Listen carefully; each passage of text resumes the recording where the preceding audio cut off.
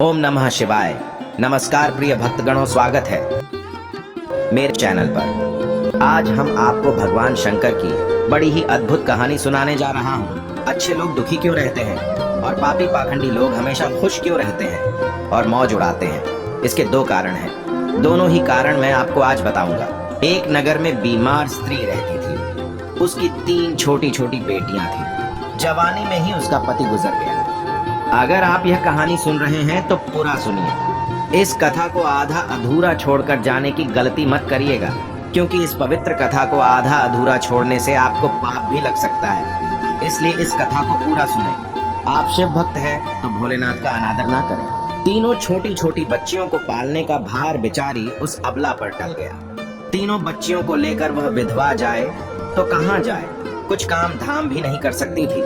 ऊपर से समाज की उल्टी सीधी बातें उसे कुछ नहीं करने देती थी। बेचारी लाचार उस महिला को कोई भी सहारा नहीं था। वह अपने पति को याद करके उन बच्चियों को जैसे तैसे पाल रही थी। पति के गम में बीमार पड़ गई। उसे उन बच्चियों की चिंता थी, किस तरीके से इनका पालन पोषण होगा। उन्हीं बातों को सोच सोच कर एक दिन उसकी तबीयत और ज्यादा बिगड़ गई और उनका अंतिम समय भी निकट आ गया। धर्मराज का एक दूत उस विधवा स्त्री के प्राण लेने धरती पर आया, लेकिन वहां का नजारा देखकर वह दुविधा में पड़ गया। उसने देखा महिला जमीन पर पड़ी हुई है और उसके आगे पीछे कोई भी नहीं। सिर्फ उसकी 3 बेटियां उसके ऊपर सिर रखकर पड़ी हुई हैं और रोए जा रही हैं। यह देखकर उसको दया आ गई और वह बच्चियां अपनी माँ को रो रो कर जगा रही थी। फिर दूत ने सोचा कि इनका पिता तो पहले ही मर चुका है। अगर मैं इसी स्त्री के प्राण लेकर गया तो ये बच्चियां किसके सहारे रहेगी? कौन इनका पालन पोषण करेगा? ये सोचकर वह देवदूत उस स्त्री के प्राण लिए बिना ही लौट गया। धर्मराज कहते हैं, तुम तो उस स्त्री के प्राण लेने गए थे, फिर खाली हाथ कैसे आए? तब देवदूत कहता है, हे स्वामी, मेरी गलतियों को क्षमा करना। मैं चाहकर भी उस स्त्री के प्राण नहीं ला पाया। अगर मेरी जगह आप होते तो शायद आप भी खाली हाथ ही लौट कर आते। मैं उस महिला की बच्चियों का दुख नहीं देख पाया। वो रो रही थी, अपनी माँ को जगा रही थी। उन्हें वहां देखने वाला और भी कोई नहीं था। यदि मैं उस महिला को लेकर आता तो उन बच्चियों को कौन देखता? उनका पालन पोषण कौन करता? पृथ्वी लोक के मनुष्य तो इतने स्वार्थी हो गए हैं कि बिना ही मतलब के कोई किसी का सहारा भी नहीं बनता। यदि कोई मदद करता भी है तो बदले में उम्मीद करता है, या फिर उसे अपने एहसान के नीचे जीवन भर दबा कर रखना चाहता है। देवदूत कहता है कि स्वामी, उस महिला को थोड़ा और समय दिया जाए ताकि वह अपनी बच्चियों को पाल पोस कर बड़ा कर सके।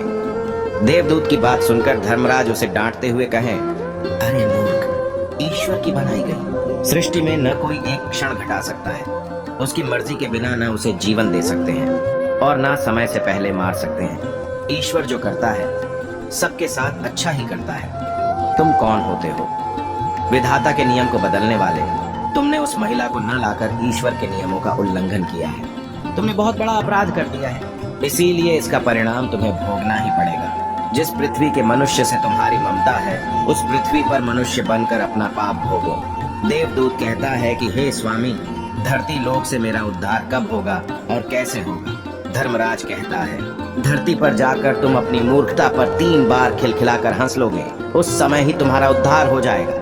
इतना कहकर धर्मराज ने उस देवदूत को धरती पर धकेल दिया और धरती पर मनुष्य शरीर में आ चुका था।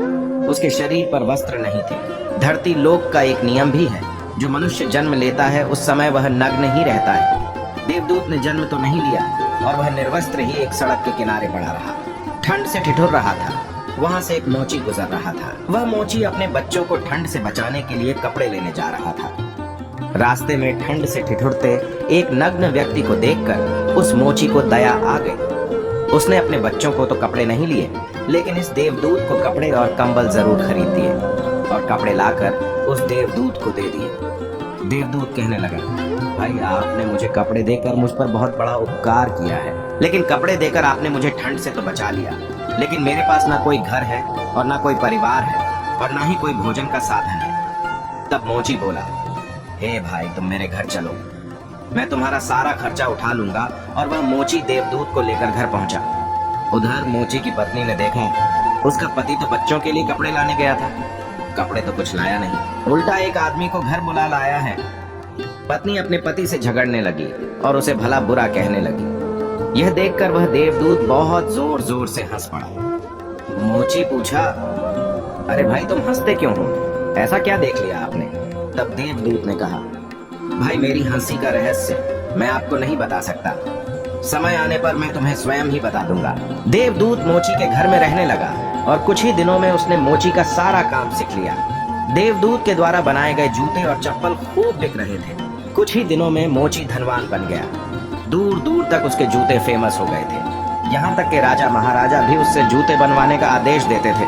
जब वह देवदूत उसके घर आया था, उसकी तो किस्मत ही चमक गई थी। धन की कोई भी कमी नहीं रही। सब कुछ अच्छा चलने लगा।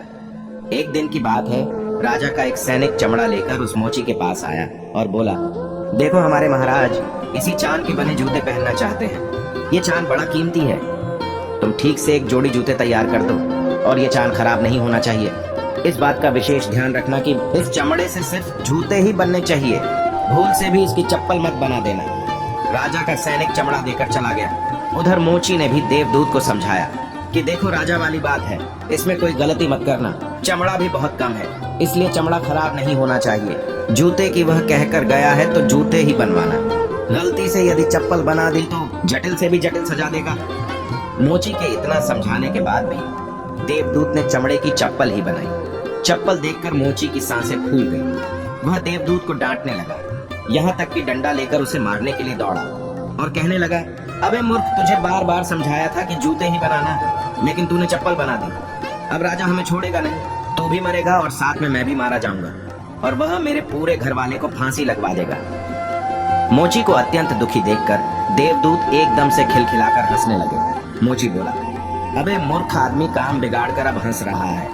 वो देखो जूते लेने राजा का सैनिक आ गया और बोला, हे मोची भाई, कल जो मैं चमड़ा देकर गया था उसके जूते मत बनाना, चप्पल बना देना, क्योंकि राजा साहब का देहांत हो गया और यहाँ का प्रथा है कि मरने वाले व्यक्ति को चमड़े की चप्पल पहनाकर अर्थी पर लेटाया जाता है। दूसरे दिन एक बुढ़िया के साथ 3 लड़कियां मोची की दुकान पर आई थी। उनकी शादी होने वाली थी और वे तीनों अपने लिए जूतों की नाप देने आई थी। देवदूत ने तीनों लड़कियों को पहचान लिया कि ये 3 वही लड़कियां हैं, वहीं जिनकी मां को न ले जाने के कारण आज मैं अपने किए की सजा भोग रहा हूँ। और ये लड़कियां काफी बड़ी हो गई हैं। लगता है अच्छे घर में पली बढ़ी मालूम पड़ रही है। बुढ़िया कहती है, हाँ बेटा, बचपन में इनकी माँ चल बसी, इसलिए इनको मैंने अपने पास रख लिया।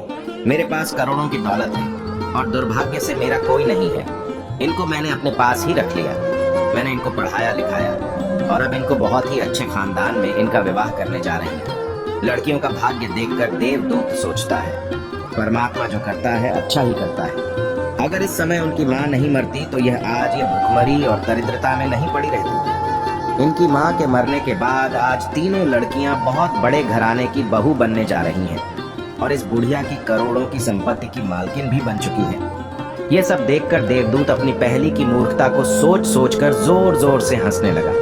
मोची ने पूछा, आप क्यों हंस रहे हो? अपनी हंसी का कारण बताओ। देवदूत मोची से कहता है, मैं एक देवदूत हूँ और अभी जो यह तीनों लड़कियां जूते की नाप देकर गई हैं, इनकी माता को मैंने लेने आया था, लेकिन उस समय ये तीनों छोटी छोटी थी और इन पर तरस खाकर मैं इनकी माँ को नहीं ले गया और इनके पिता का पहले से ही निधन हो चुका था। इस कारण मुझे धर्मराज ने श्राप देकर धरती पर भेज दिया। मैं बिना कपड़े के एक सड़क के किनारे पड़ा था। तब तुम मुझे अपने घर ले आए। उस समय तुम्हारी पत्नी तुमसे खूब लड़ी थी, क्योंकि तुमने अपने बच्चों के कपड़े के पैसे से मेरे लिए कंबल और कपड़े खरीद लिए थे। तब मैं पहली बार तुम्हारी पत्नी की मूर्खता को देखकर खूब हंसा था, क्योंकि तुम्हारी पत्नी उस लाभ को नहीं देख पा रही थी जो मेरे आने से तुम्हारे घर में होने वाला था। पर दूसरी बार जब हंसी आई, जब तुम राजा के जूते नहीं बना सके और तुम डंडा लेकर मेरे पीछे भागे। 3 उसे समय राजा के बारे में बता रहे थे, लेकिन तुमको यह मालूम नहीं था कि राजा के साथ क्या घटना घटने वाली है, जिसके कारण राजा को जूतों से अधिक पत्तों की आवश्यकता पड़ गई। कई बार ऐसा होता है, हम चीजों को देखकर या सोचकर दुख मनाते हैं, जो हम उसे देख नहीं पाते और वह जो होने वाला होता है। कई बार परमात्मा हमारी अच्छाई या भलाई के लिए हमारे साथ बुरा करता है, पर हमें उसे देखकर भगवान को कोसते हैं। हम उस अच्छे के लिए नहीं देख पाते जो हमारे साथ भविष्य में होने वाला है। कई बार हमारे साथ वर्तमान में अच्छा होता है तो हम बहुत खुश होते हैं, लेकिन हम यह नहीं देख पाते कि भविष्य में क्या होने वाला है। हमारे साथ दो तरह की घटना होती है, अच्छी और बुरी। लेकिन हमें हमेशा यह सोचना चाहिए, भगवान जो करेगा अच्छा ही करेगा। ये सोचकर आगे बढ़ना चाहिए। अच्छे लोग दुखी इसलिए रहते हैं क्योंकि अच्छे लोगों के साथ बाद में अच्छा हो सके। और दूसरा कारण यह है कि अच्छे लोग हमेशा ईश्वर के साथ जुड़े रहते हैं और इनको ईश्वर से जुड़ा रहना भी जरूरी है कि उन पर दुख आते रहना चाहिए। अंत में देवदूत मोची को सब कुछ समझाकर वापस धर्मराज के पास चला गया। इस वीडियो को बोलते समय कोई त्रुटि हो तो मैं क्षमा चाहता हूँ। उम्मीद है कि आप सभी को ये वीडियो अच्छी लगी होगी। अगर आप शिव के सच्चे भक्त हैं तो चैनल को सब्सक्राइब और वीडियो को लाइक करके कमेंट में हर हर महादेव लिख दीजिए। धन्यवाद।